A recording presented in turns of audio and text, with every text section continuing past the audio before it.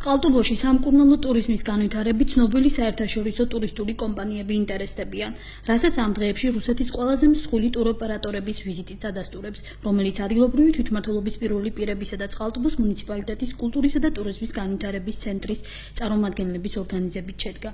სტუმრებმა დაათვალიერეს პრომეთეს მღვიმე, სასტუმრო სპარესორტი, სანატორიუმები, სამკურნალო წყაროები, კურორტის დარგის გამოცდილ მუშაკებთან ერთად იმსჯელეს წყალტუბოში ტურისტების მოზიდვის, ინფრასტრუქტურის განვითარებისა და კომფორტული გარემოს მოწყობის საკითხებზე.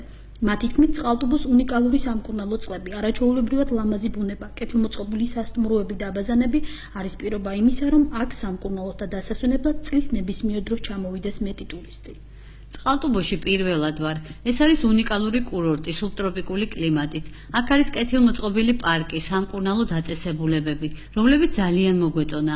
თანამედროვე სანატორიუმები და სასტუმროები, რომლებსაც თავისუფლად შეუძლიათ მიიღონ დიდი ტურისტული ჯგუფები.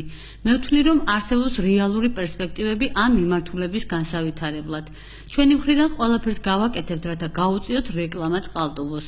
ვეცდებით კურორტის უპირატესობის წარმოჩენით დაუმტკიცოთ სხვა ტურისტულ სააგენტოებს, რომ წყალტუბოში სამკურნალოთა დასასვენებლად ჩამოსვლა ღირს.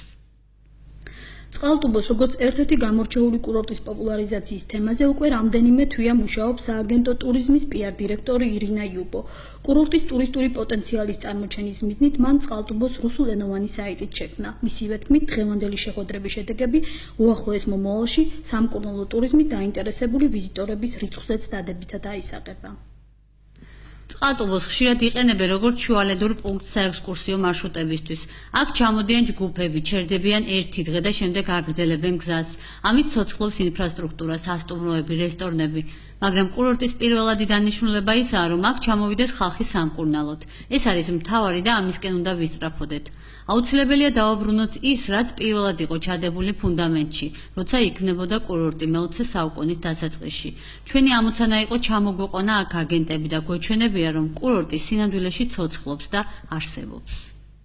წყალტუბოს რეკლამირების, კურორტის შესახებ მეტი ინფორმაციების გავრცელების საკითხები მოგვიანებით მრგვალი მაგიდის ფორმატით წყალტუბოს მუნიციპალიტეტის გამგეობაში განიხილეს. ადგილობრივმა თვითმმართველობის პირობმა პირებმა კონსტანტინე მამისეიშვილმა და პაატა ახალაძემ წყალტუბოს მომავალი განვითარების საერთაშორისო სტანდარტებით მომზადებული გეგმის საინფორმაციო ცენტრის მუშაობის თაობაზე დასმულ შეკითხვას უპასუხეს. მუნიციპალიტეტის გამგებელმა კონსტანტინე მამისეიშვილმა სტუმრებს წყალტუბოს შესახებ მომზადებული პრეზენტაცია წარუდგა და მხარეებმა იმსჯელეს სამომავლო თანამშრომლობის პერსპექტივებზე. Ბევრი საკითხი განვიხილეთ.